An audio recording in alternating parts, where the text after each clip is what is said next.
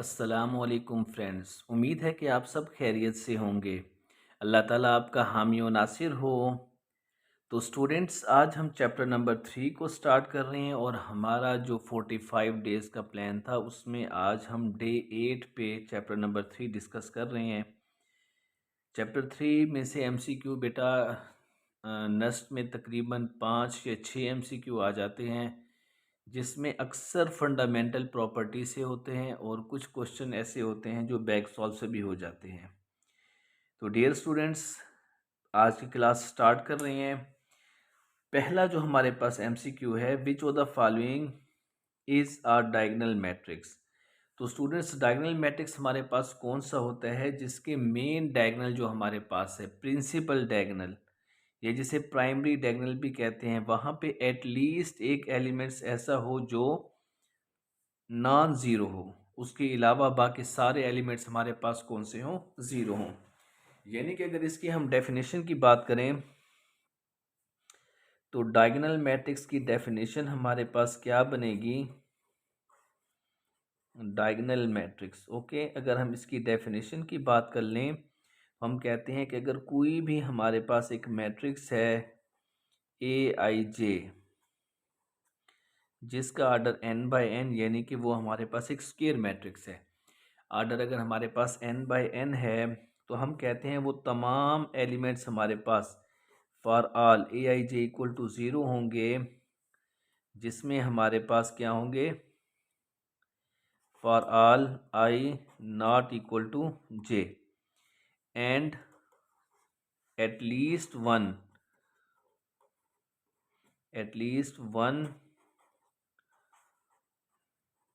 Element equal to non zero. एक element हमारे पास नॉन ज़ीरो होना चाहिए, किसमें, for all i is equal to j, यानी कि जो मेन डायगोनल के एलिमेंट्स है उसमें कम अज़ कम, अब यहाँ बेटा दोनों ज़ीरो हैं मेन डायगोनल में, यहाँ भी दोनों ज़ीरो हैं, समझो एक है एक एक ज़ीरो होंगे। यहाँ पे हम बात कर लेते हैं, ये देखें, ये हमारे पास एक मेन डायगोनल है जिसमें कम अज़ कम एक नॉन ज़ीरो होना चाहिए, तो यहाँ पे दो नॉन ज़ीरो हैं और बाकी सारे एलिमेंट्स ज़ीरो हैं, तो आंसर हमारे पास इसका चार्ली बनेगा। ओके, क्वेश्चन नंबर 2 पे चल रहे हैं हम। तो क्वेश्चन नंबर 2 हमारे पास ये है स्टूडेंट्स, इसमें एक मैट्रिक्स है if A I J is equal to, जिसका आर्डर है, मतलब एक मैट्रिक्स ए है जिसका आर्डर 3/4 है और दूसरा मैट्रिक्स बी है जिसका आर्डर हमारे पास कितना है, 3/4। अगर ए का आर्डर भी हमारे पास 3/4 है और आर्डर ऑफ बी की बात करते हैं वो भी 3/4 है, तो बेटा अगर एडिशन की बात करते हैं तो एडिशन में आर्डर जो है ना दोनों का सेम होना चाहिए, चाहे एडिशन हो या सब्ट्रैक्शन हो, उसका आर्डर भी कितना होगा, 3/4। और नंबर ऑफ़ एलिमेंट्स क्या होता है, नंबर ऑफ़ एलिमेंट्स हमारे पास ये होता है कि किसी भी मैट्रिक्स का जो भी आर्डर आ रहा है उसको जस्ट हम मल्टीप्लाई कर देते हैं, तो 3 4 ज़ा 12, तो इसका आंसर क्या होगा, हमारे पास 12 आ जाएगा। ठीक है, मतलब अगर हमने नंबर ऑफ़ एलिमेंट्स मालूम करने हैं तो जस्ट आर्डर को हम आपस में मल्टीप्लाई कर देते हैं। ओके, उसके बाद हम बात करते हैं क्वेश्चन नंबर 3 की। जी, क्वेश्चन नंबर 3 हमारे पास है, अगर यहाँ पे वो कह रहा है कि हमारे पास एक मैट्रिक्स है जो कि ए से मल्टीप्लाई हो रहा है, यानी कि मल्टीप्लिकेशन पॉसिबल है, तभी तो एक रिजल्ट आ रहा है equal to 4 5, then what is the order of A transpose. Okay, ज़रा तवज्जो दीजिएगा, पहला जो मैट्रिक्स है इसका आर्डर कितना है, एक रो है और 3 कॉलम है और ये मल्टीप्लाई हो रहा है एक ऐसा मैट्रिक्स ए जिसका हमें आर्डर नहीं मालूम, और दूसरा जो रिजल्टिंग में हमारे पास है वो हमारे पास है, उसका आर्डर है 1/2, मतलब एक रो और दो कॉलम है। अब यहाँ एक तवज्जो तलब बात है कि जब दो मैट्रिक्स हमारे पास मल्टीप्लाई होते हैं, याद रखिएगा, जब भी दो मैट्रिक्स हमारे पास मल्टीप्लाई होते हैं तो पहले के कॉलम और दूसरी की रोज़ हमेशा इक्वल होने चाहिए। अब फर्स्ट के कॉलम 3 हैं तो इसकी रोज़ भी हमारे पास 3 होनी चाहिए, बाकी जो इसके कॉलम हैं, जो रिजल्टिंग मैट्रिक्स है उसके कॉलम के बराबर होने चाहिए। अब यहाँ रिजल्टिंग कितना है, 2 आ जाएगा। तो अब हमें यहाँ पे जो क्वेश्चन का आर्डर है ए, आर्डर ऑफ ए हमें पता चल गया कि वो हमारे पास कितना है, 3/2 2, लेकिन क्वेश्चन की डिमांड में है ए ट्रांसपोज। तो ट्रांसपोज में हमें पता है कि हम रोज़ को कॉलम में कन्वर्ट कर देते हैं। अब देखें, जो रोज़ 3 थी वो कॉलम आ गई और कॉलम की जगह पे रोज़ आ गए, तो इसका आंसर क्या बनेगा? डेल्टा। उसके बाद हम बात कर लेते हैं क्वेश्चन नंबर 4 की। क्वेश्चन नंबर 4 में हमारे पास क्या है ये देखते हैं यहाँ पे। इफ ए एक मैट्रिक्स है और बी हमारे पास एक आइडेंटिटी मैट्रिक्स, सॉरी सी हमारे पास एक आइडेंटिटी मैट्रिक्स है। वो कह रहा है हमने बी मालूम करना है अगर इसका जो रिलेशन हमारे पास गिवन है वो है A B is equal to C. थोड़ा सा कॉमन से यूज़ कर लेते हैं कि भाई जो सी हमारे पास है वो क्या है, C is equal to identity matrix है। तो याद रखिएगा, आइडेंटिटी आंसर कब आता है? जब दो इनवर्स आपस में मल्टीप्लाई हों तो आंसर क्या आता है? आइडेंटिटी आता है। ये एक प्रॉपर्टी है। ओके, तो यहाँ पे हम यही कॉमन सेंस यूज़ करेंगे। उसने बी कहा तो बी जो होगा वो ए का इन्वर्स है, तो आंसर हमारे पास क्या आया? आइडेंटिटी मैट्रिक्स आया। यानी कि हम कह सकते हैं जो बी है वो बस ए इन्वर्स है। अब किसी भी इन्वर्स को मालूम करने का तरीका है उसका एडजॉइंट और फिर डिवाइड कर देंगे उसी मैट्रिक्स के अपना डिटर्मिनेंट से। तो बेटा इसमें हम देख लेते हैं। सबसे पहले 1/a का डिटर्मिनेंट क्या होगा? ए मैट्रिक्स ये है हमारे पास। डिटर्मिनेंट्स में क्या करते हैं? Main diagonal minus secondary diagonal. -6 ये आ जाएगा हमारे पास और +8, तो 2 हमारे पास क्या आ जाएगा यहाँ पे? ए का डिटर्मिनेंट्स, क्योंकि यहाँ से मालूम करेंगे। ओके, एडजॉइंट में क्या करते हैं हम? मेन डायगोनल्स को चेंज कर देते हैं, बाकी के साइन चेंज कर लेते हैं। तो स्टूडेंट्स बी हमारे पास क्या आ जाएगा? 2 को इससे डिवाइड कर लें, -1 2 -1 एंड 3/2। तो देख लें बच्चे आंसर क्या बनेगा? -1 2 -1 3/2। तो आंसर हमारे पास बीटा यहाँ पे बनेगा, जो कि इस क्वेश्चन का आंसर है। यानी इसमें हमने थोड़ा सा कॉमन सेंस यूज़ किया, वो ये कि दो मैट्रिक्स जब भी मल्टीप्लाई होके रिजल्ट हमें दे रहे होते हैं, क्या चीज़? आइडेंटिटी मैट्रिक्स, तो it mean that the both matrices which are multiply to each other are inverses to each other. Okay, दोनों जो मैट्रिक्स हैं वो एक दूसरे के इनवर्स होंगे। स्टूडेंट चलते हैं नेक्स्ट क्वेश्चन पे, क्वेश्चन नंबर 5। क्वेश्चन नंबर 5 में हमारे पास ये देखिए, एक मैट्रिक्स ए है जो मल्टीप्लाई होके रिजल्ट दे रहा है। याद रखिएगा बेटा, मल्टीप्लिकेशन का रूल वैलिड हो रहा है। ओके, मतलब पहले के कॉलम 3 और दूसरे की रोज भी 3, तभी तो मल्टीप्लिकेशन पॉसिबल है। तो चलें स्टूडेंट करते हैं मल्टीप्लाई। सोल्यूशन हम इसका स्टार्ट करते हैं। तो मल्टीप्लिकेशन का रूल क्या है? फर्स्ट रो को फर्स्ट कॉलम से मल्टीप्लाई करें, यानी कि 2 को सी से मल्टीप्लाई करें 2c, माइनस को 1 से करें -1, 0 को d से करें 0 इज इक्वल टू क्या हो जाएगा यहाँ पे? 9। ठीक है, फर्स्ट रो फर्स्ट कॉलम। उसके बाद हम बात कर लेते हैं सेकंड रो। 0 को c से मल्टीप्लाई करेंगे 0 +2, उसके बाद d को d से मल्टीप्लाई करेंगे d² इज इक्वल टू 11। तो यहाँ से तो c का आंसर हम बआसानी मालूम कर सकते हैं। 10 और c को डिवाइड कर दें 2 को 10 से तो 5। यहाँ पे हमारे पास आ जाएगा d² is equal to 9, then d is equal to d will come +-3। तो यहाँ पे देखें c इज इक्वल टू 5 और d is equal to +-3। Option alpha is the right answer. Okay students, चलते हैं क्वेश्चन नंबर 6 पे।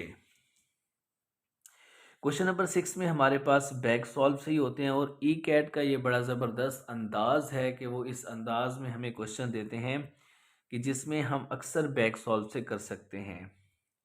अब यहाँ पे दो तरीके पॉसिबल हैं। एक्स मालूम करना है तो आप ऑप्शन से उठा के इसके अंदर पुट करें, जो आंसर हमें -1 5 12 दे दे। लेकिन याद रखिएगा स्टूडेंट्स, अगर 2/2 मैट्रिक्स है तो आप उसका इन्वर्स डायरेक्ट भी मालूम कर सकते हैं। ज़रा देखते हैं कैसे।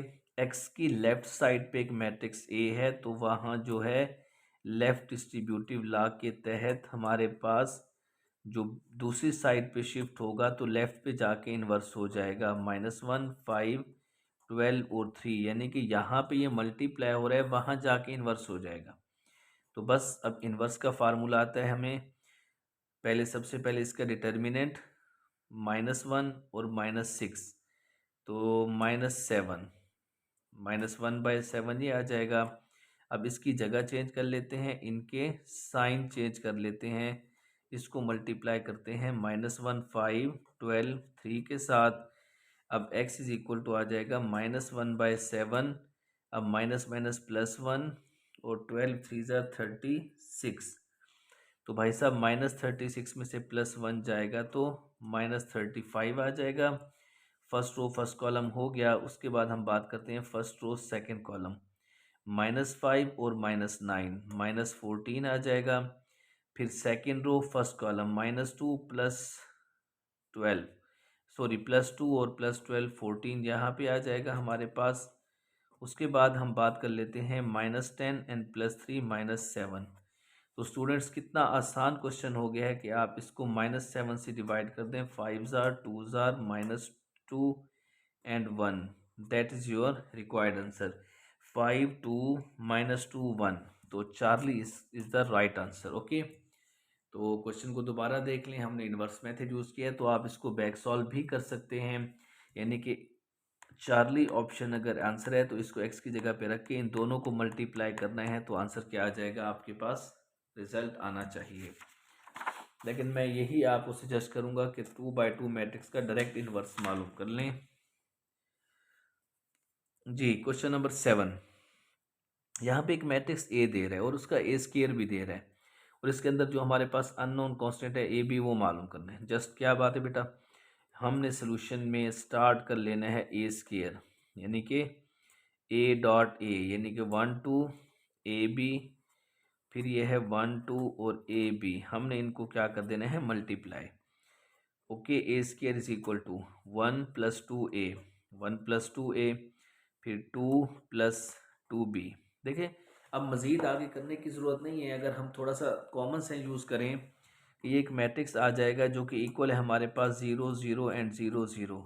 तो यहाँ से ए और बी की वैल्यू आ रही है, तो इनको ज़रूरत नहीं है इनको फर्दर फाइंड करने की, यानी कि a + ab, इसकी ज़रूरत नहीं पड़ेगी। 2a + b square.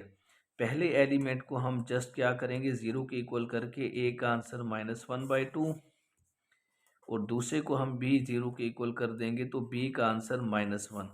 तो -1/2 एंड -1 तरतीब के साथ उसने पूछा था, पहले a और फिर b बताओ रिस्पेक्टिवली। तो पहले a की वैल्यू -1/2, फिर b की वैल्यू -1। उसके बाद हम चलते हैं क्वेश्चन नंबर 8। तो स्टूडेंट क्वेश्चन नंबर 8 में है, इन अ मैट्रिक्स मल्टीप्लिकेशन 21 आंसर आ रहा है। सॉरी 21 भी हमारे पास यहाँ पे मैट्रिक्स के अंदर है। एक्स की वैल्यू बतानी है, तो स्टूडेंट सिंपल सी बात है, मल्टीप्लाई कीजिए। सोल्यूशन में हम क्या करेंगे, इनको मल्टीप्लाई करेंगे। 1 को 2 से मल्टीप्लाई करें, 2 -2 को -2x आ जाएगा। 3 को 5 के साथ 15 हमारे पास आ जाएगा, किसके इक्वल, 21। तो देख लें बेटा, यहाँ पे आप 21 है तो +15, सॉरी +15 था, 2 - 2x। अब ये आपस में इक्वल हैं, तो 2 - 2x + 15 इज इक्वल टू 21। तो यहाँ पे 2x इक्वल टू 17 - 21। अब 17 में 3 एंड 4 आ जाएगा, -4x इज इक्वल टू -2। ये आपके पास रिक्वायर्ड आंसर आ जाएगा, बीटा -2। तो देख लें स्टूडेंट्स, ये क्वेश्चन भी मुश्किल नहीं था, समझ आ गई होगी। उसके बाद हम चलते हैं क्वेश्चन नंबर 9 पे।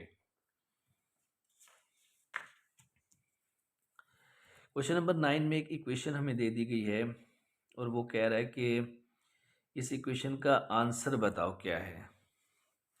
तो भाई सबसे पहले ए स्क्वायर मालूम करना है, तो देख लेते हैं ए स्क्वायर। ये इक्वेशन है, -4a है +5i है, इसका रिज़ल्ट हमने बताना है। तो देख लेते हैं, सबसे पहले ए स्क्वायर है तो 1 2 -1 3 को हम क्या करेंगे, 1 2 -1 3 के साथ मल्टीप्लाई, फिर -4a की जगह पे हम लिख लेंगे 1 2 -1 3 और +5 आई की जगह पे 1 0 0 1, ठीक है। ये हमने क्या किया, कुछ मैट्रिक्स लिख लिए। अब ज़रा इसका रिजल्ट लिखते हैं यहाँ पे 1 एंड -2, ठीक है बेटा। अब ये ज़बानी थोड़ा सीख लें कि 1 को 1 से मल्टीप्लाई करेंगे 1, फिर -2 तो -1 आ जाएगा, फिर 2 + 6, 6 + 2 8, फिर है -1 एंड -3 -4, फिर -2 एंड +9, 9 में से 2 जाएगा 7, ये आ गया। उसके बाद हमने क्या किया, 4 से मल्टीप्लाई कर देंगे, 4 8 -4 12, ये आ गया। फिर +5 से मल्टीप्लाई करके 5 0 0 5, ओके। अब ये हमारे पास बन गया। अब ज़रा इनकी एडिशंस करते हैं, -1 -4, देखो -1 -4 +5, ठीक है।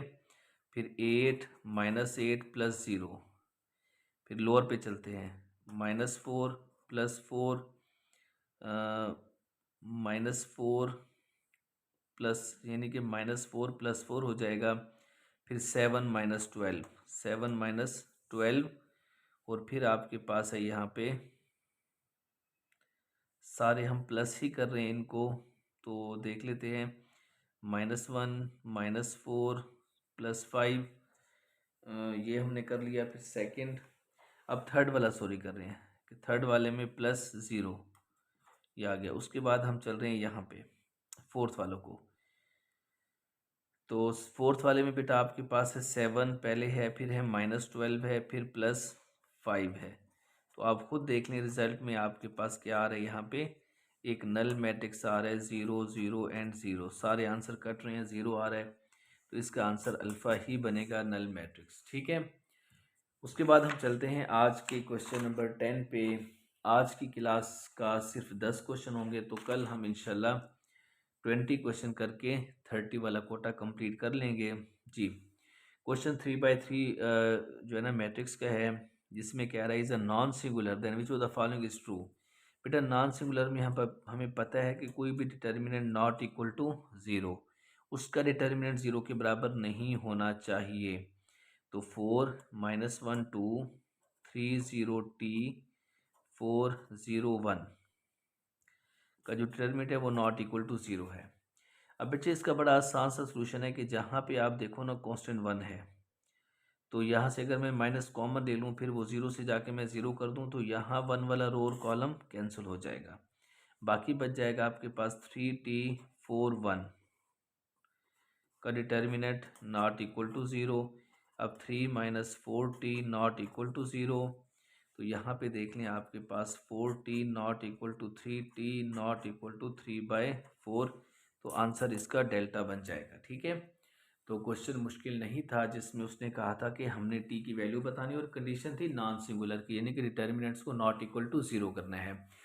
दुआ में याद रखिएगा, अपना ख्याल रखिएगा, अल्लाह हाफिज़।